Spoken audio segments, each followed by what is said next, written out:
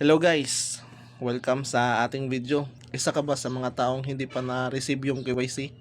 Na walang notification na lumabas sa iyong PayApps? Sundin mo lang tong step para makapag-KYC ka. Kasi marami na rin tayong tulungan na makapag-KYC. Kaya wag mo nang hintayin na darating yung KYC mo sa PayApp. Kusa ka na lang papasok doon sa loob ng KYC kung available ba. Okay? Sundin mo lang tong step at paniguradong isang buwan, 2 buwan, makapag-KYC ka na. Okay? Shoutout po sa iyo, John Rel. Siya pa yung nagpatulong sa atin kung paano makapag-KYC. Kasi almost 2 years na po siyang hindi nakapag-KYC or hindi siya naka-receive ng notification na makapag-KYC.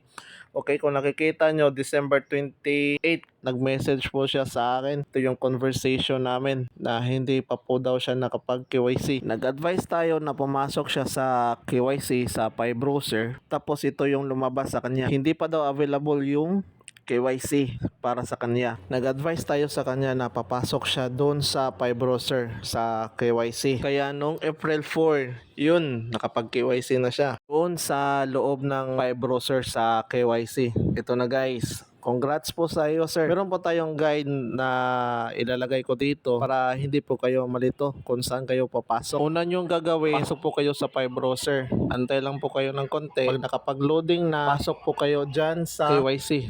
Diyan sa ibaba, kung nakikita nyo po yung screen nyo. Kung nakapasok ka na, tapos hindi available yung KYC nyo, papasok kayo daily or every 5 hours or 2 beses sa isang araw para ma-notify po kayo na hindi po kayo fake account.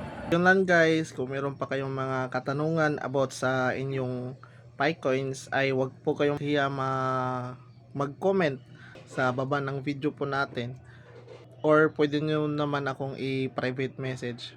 Yun lang po guys. Then sana po magkikita po tayo sa next video po na i-upload po natin. See you guys. Please like and share and follow for more video at tutorial para po sa Pi Network application. Okay guys. See you.